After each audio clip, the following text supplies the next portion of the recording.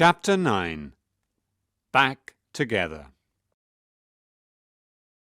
Just a minute, said Harminder. She looked around, careful not to alarm the gunman. But the car park was dark and empty. There was nobody to ask for help. In the glass of the car window, she saw him raise the gun. Without thinking, she turned around and surprised him with a powerful kick. The man fell back. The gun dropped to the floor and went under the car.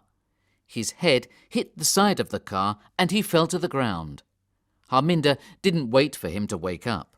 She quickly dialed the number of the emergency services, 999.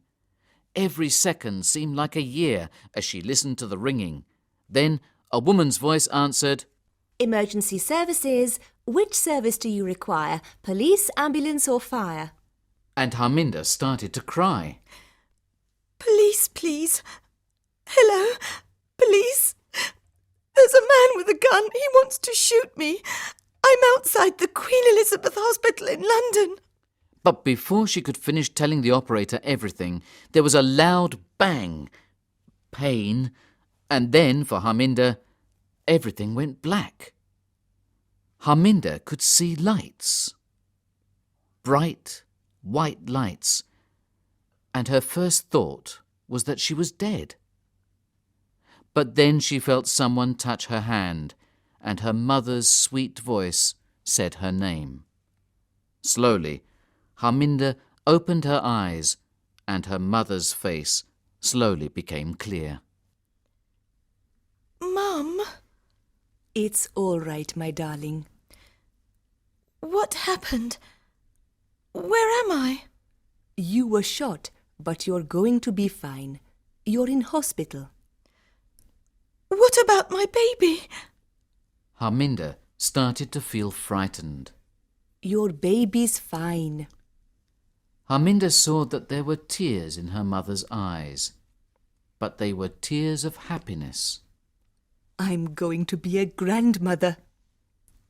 Harminder looked around the room. Parindra was there. Even Shauna and Vanessa were there. Everyone except her dad and Declan. Where were they? What day is it? Asked Harminder. It's Christmas Eve. You're getting married. And what about your audition, Vanessa? I got the part, of course. It's a thriller about some dangerous criminals. We're starting filming next week in France. And I'm getting married in Shauna looked excitedly at the clock. about 3 hours from now. I really must go now. My mum is waiting for me with my dress. But I just wanted to see you before. We wanted to know that you were okay. Smiled Vanessa. There was only one more thing Harminder wanted to know, but she was also afraid of hearing the answer. Mum, how did Dad's operation go? Harminder asked. But before Meena could answer, the door to Harminder's room opened. I hope this young man drives his car better than he does a wheelchair, Said Harminder's father. Declan pushed him into the room and next to Harminder's bed. I love you, Declan whispered, and kissed her gently on the lips. Then Harminder's father took her hand. Harminder, when I heard you were shot and in danger of dying, I thought about all those years.